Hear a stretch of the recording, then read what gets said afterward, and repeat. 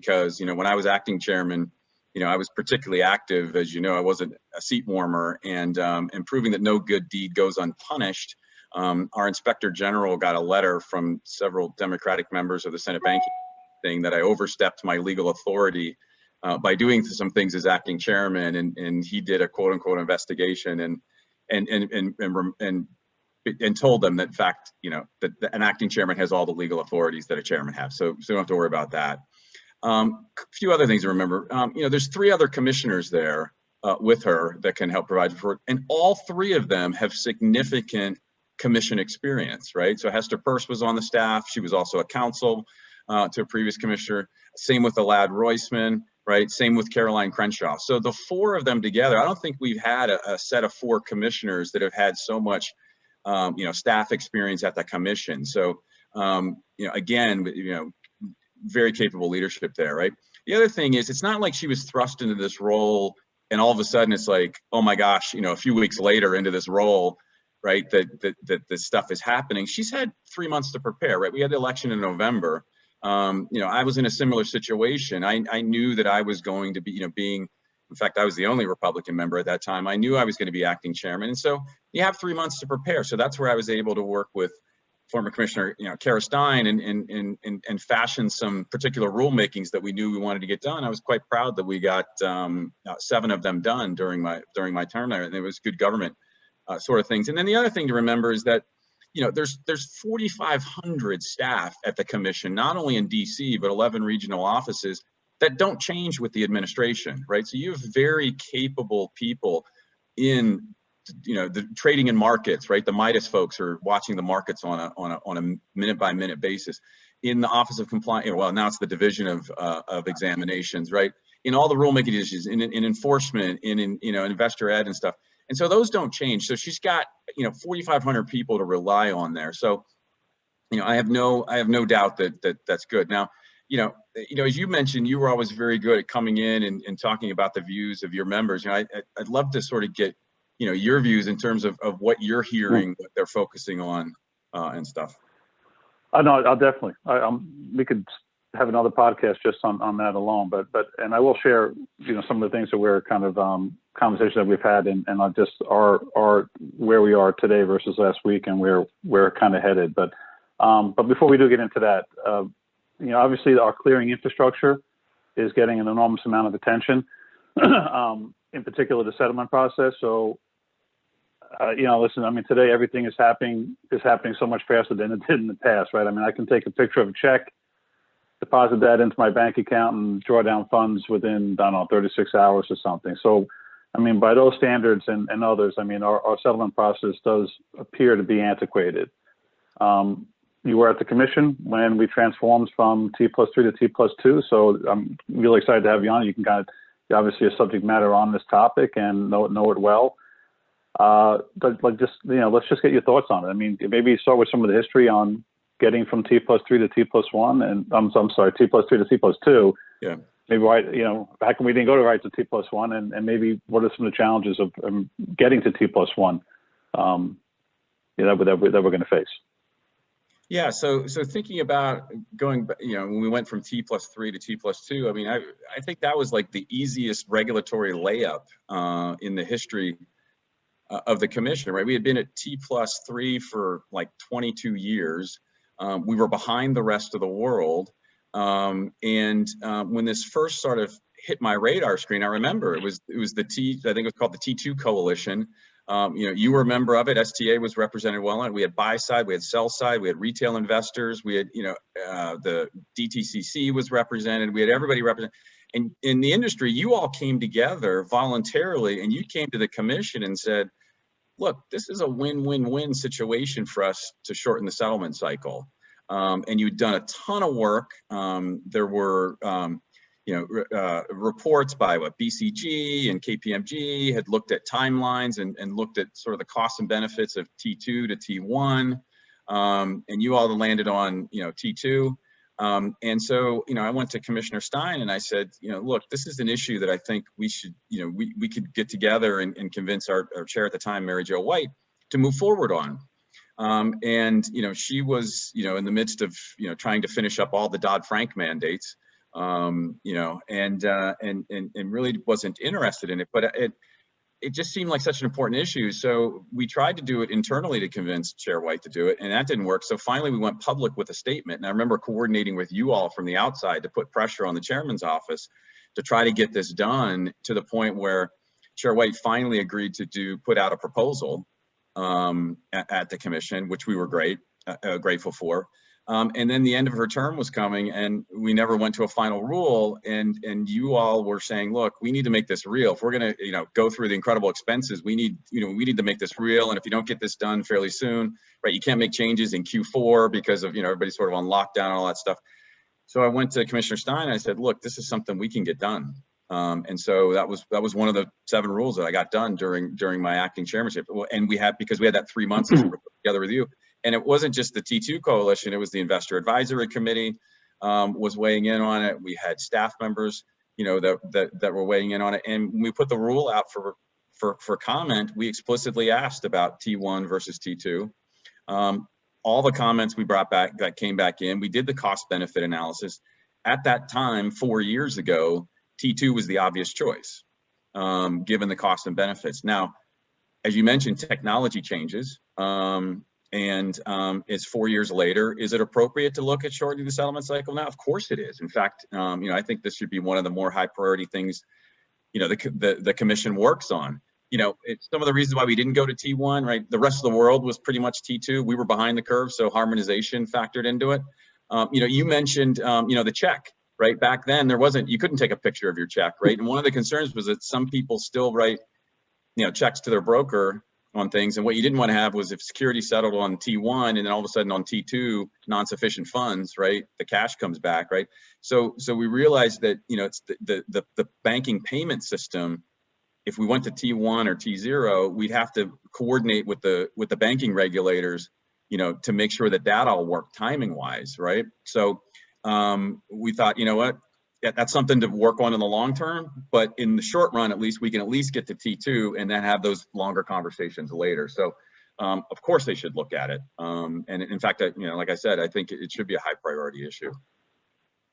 Yeah, and Milton, and I think, you know, to your point, I mean, I think we should be optimistic about getting to T+1. I mean, because clearing, unlike a lot of so many other issues that kind of come up, it is, you know, both sides of the aisle. It's not a partisan issue, right? It's not like, you know, there's a world out there that says, no, we shouldn't go there for some political reason, and the other world saying, yes, we should go there. I mean, I think that is definitely an issue where there can be very good bipartisan support.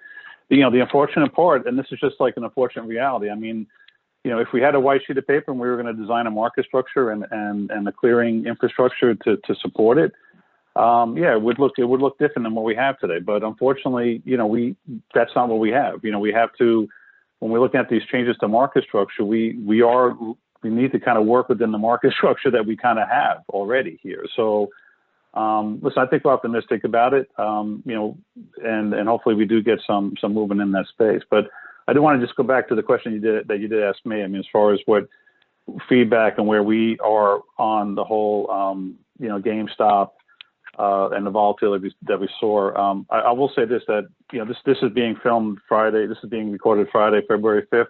I do think that the commission and the industry in general is in a much better spot this Friday than we were last Friday.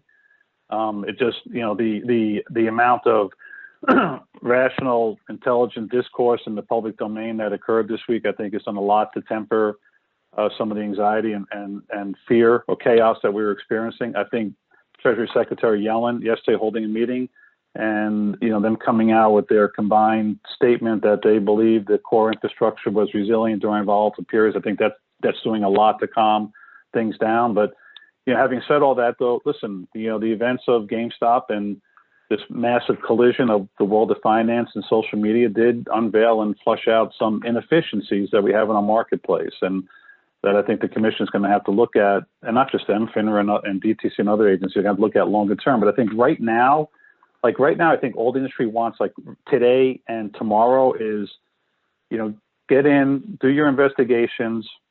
Yeah. If bad people did bad things, punish them, and then give us a report. Okay, and then we can have all these other conversations that are being thrown out there right now, which to me are just a pure distraction for in the short term. We can have those we can have all the conversations you want later on, gamification and all the other things. But right now, let's do what we can to support the commission and getting the information that they need right now to get this report done, and not distract them with, you know, you got to start eliminating this and do rulemaking there and stuff. So that's kind of, I'm sorry for getting on the soapbox there, but that's kind of where we are on it. All right.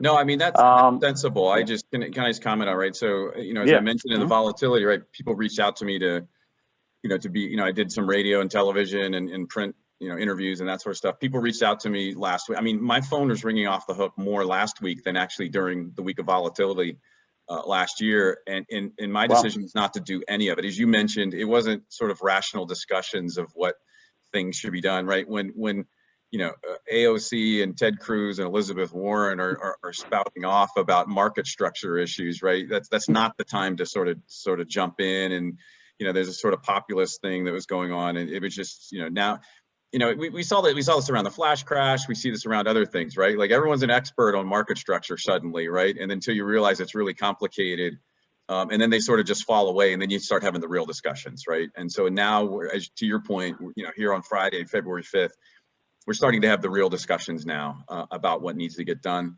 You know, there's a couple here, you know, the Senate Banking Committee, House Financial Services Committees going to be holding hearings. It'll be interesting to see sort of, you know, the mix of sort of the, you know, the populist sort of, you know, political maneuvering opportunism that goes on versus real discussions about what happens. But, you know, I'm hopeful, and like, you know, like I said, you know, the SEC is under capable leadership and they have a great staff.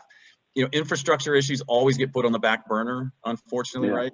Thank goodness Commissioner Ladd Roisman has taken the mantle of looking at the proxy plumbing and proxy issues.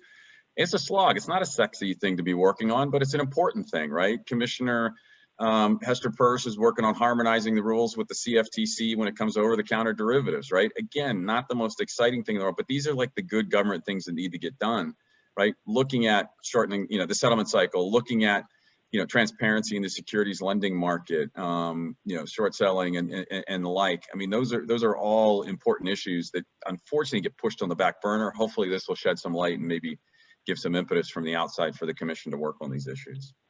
Yeah, no, I agree. And you know, and on top of it being unfortunate they get pushed to the back burner, there really isn't like a wide, big world of people with subject matter expertise in this area as well. I mean, I think we saw that with CAT.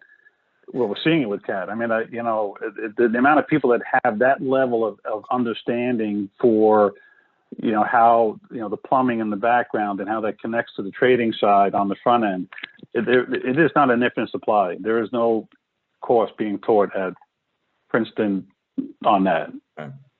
No, and to your point, I mean, it's how many years later and we still don't have CAT, right?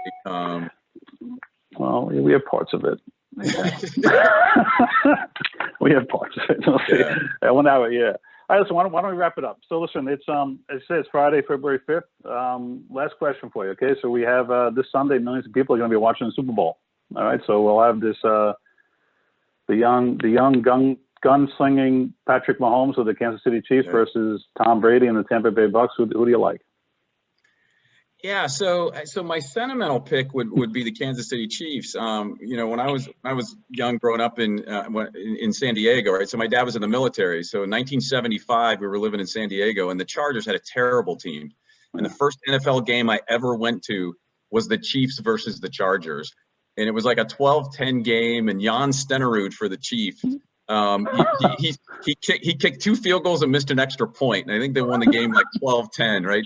And the Chargers were like off, like 2-10. And so after the game, right, my dad said, well, you can go to a gift shop and, you know, buy one thing, right? So I'm like, oh, well, the Chiefs won the game. They must be good. So I had a Chiefs pennant, right? And I had that in my room for years, no matter where we lived, right? Whether it was in, you know, Virginia Beach or Louisiana or back in California, whatever it was. And the Chiefs were just so terrible for so long, right? And so that would be my sentimental pick. But you know, you mentioned that, you know, the headline is, you know, the quarterbacks. I mean, that's a great headline, but I use a highly scientific approach when I pick teams. What I do is I look at which team has the most starters that were former Penn State players. So so that's what I look at. So while the Chiefs have Stefan Wisniewski on, you know, as an offensive guard protecting Mahomes, right? And the Buccaneers have Donovan Smith at offensive tackle, you know, protecting Tom Brady. But the Bucs get the tiebreaker because they got Chris Godwin at wide receiver. So I'm gonna go with the Buccaneers 34-31 with Godwin making one of the most impactful plays and a touchdown during the game. Okay, well, that's great. Well, I went to Fordham, and there are no Fordham. There are no Fordham. Well, actually, there are a couple of Fordham football players in pro football, but none of them will be playing this Sunday and stuff. Listen, I'm just happy that David Portnoy is going to have something to be tweeting about other than our markets over the weekend. So I'm pretty psyched about that. I'll tell you what, I'll take the other side of that action. I'll take the Chiefs. We'll do it straight up, no points, and if I win, you can write our comment letter on reforming DTC, something around 50 pages. Okay. How about we do a post-COVID beer instead? Okay, that's fine. All right. Well, listen, I want to thank you. Listen, that's it. That's going to conclude today's podcast. You know, Commissioner, thank you for getting on with this today. That was a great Friday chat. I think we needed a couple of laughs here at the end of the week, and just going to, you know, again, thank you for all your support of STA over the years, and have a great weekend. Yeah, thanks, Jim. And again, thank you for all your support. I mean, you and your members have been fantastic of sort of educating policymakers in Washington, D.C. So keep up the great work and keep the markets resilient. Thanks for all your great work. Will do, man. Okay, take care.